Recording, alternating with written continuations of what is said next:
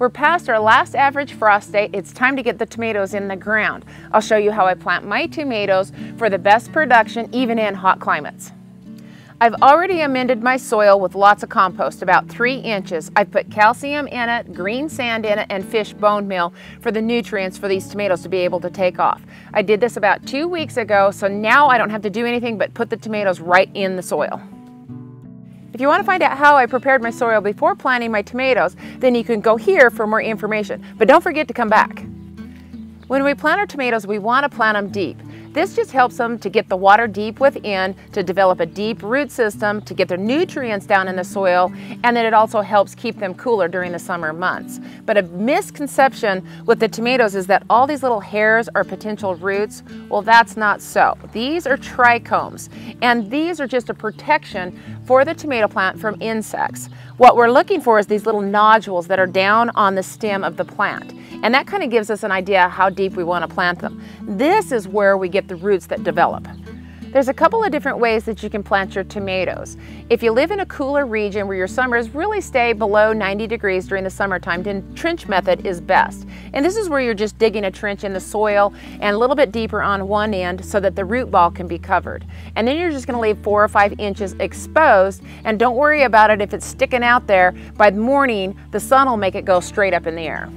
If you live in a hotter climate, then you're going to want to plant your tomatoes deeper than you would the trench method. That way we have a really deep root system and it's cooler down lower than it is on the surface. And so I like to plant mine as far up as those nodules go and then go just a little bit deeper than that. And then remove all of these lower leaves as well. Once you get your tomatoes planted, water them right away because we don't want them to wilt right away because then they're not off to a good start. And we want to keep that soil consistently moist, not too soggy and not too dry. And we don't want them to fluctuate in that soil moisture because that just causes blossom end rot and other problems. Before you get your tomatoes in the ground, know what kind of trellising system or caging system that you're going to use for your tomatoes, because you don't want to be putting a cage over a large tomato plant and be knocking off tomatoes. And you don't want to be putting stakes in the ground that can hurt the root system. Now, cages are great for determinate tomatoes. Now, determinate tomatoes are the ones that grow to a determined size, which is usually smaller. They put on their fruit basically all at once, and then they're done for the season. For indeterminate tomatoes, you're going to need something bigger. I like to use cattle panels because they're nice and tall and I can just tie the tomatoes as they grow. And if you don't use some sort of a trellising system like this, you can actually just use 2 poles and do some string in between or have some really big tomato cages. But for indeterminate tomatoes, they'll continue to grow through the season, continue to produce through the season until we have a frost. So they can get really big. If you're using large cages for your indeterminate tomatoes to contain them, then space them about 3 to 4 foot apart. That just allows for some more airflow and makes picking a lot easier. After I get my tomatoes planted, then I like to start to remove the lower leaves of the tomato plant. And I'll do this as it continues to grow. So I like to take them up to about 1 foot off the ground. That way I don't get any splashback. So splashback can be a problem and create early blight. So it's just when you get rain or you overhead water and then it splashes off of the soil onto the underside of the leaves and then just causes that early blight. With a trellising system like this one here, I like to space my tomatoes about 1 foot apart. Now that seems really close, but I do a lot of pruning, so I don't allow any suckers. And the suckers are just what comes up between the main branch and a leaf.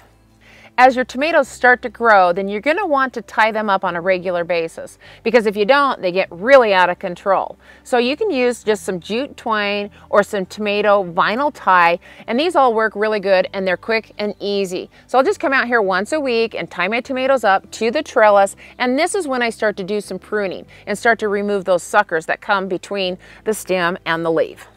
If you're liking this video, give us a thumbs up, subscribe, and hit the bell for notifications of our future videos.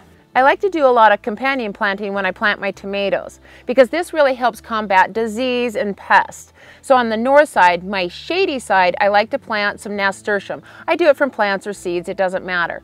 But nasturtiums here in our area will just die out when it gets really hot. But if I plant them on that shadier side, they just bloom all summer long. But this really helps combat the curly leaf virus that we get in our area because it's dry and hot. Then on my south side, my sunny side, I'll put marigolds there. And this really just kind of helps with the soil at the end of the season. If I till this right into the ground, all of the spent blossoms and the leaves and the roots, I'll work this into the soil, and this will really help prevent root knot nematode. You shouldn't be pruning determinate tomatoes. You can remove some of those lower leaves, but if you start to remove the stems, then you're going to be removing some of that future fruit, because they do produce their fruit all at once. When you're buying your tomato plants, a couple of things that you want to watch out for.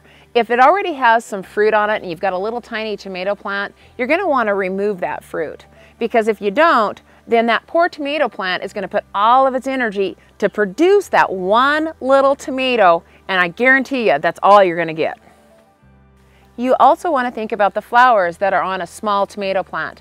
If you've got a small tomato plant and a lot of flowers, you're going to want to remove those flowers, because that's going to take energy away from that little tiny plant as well.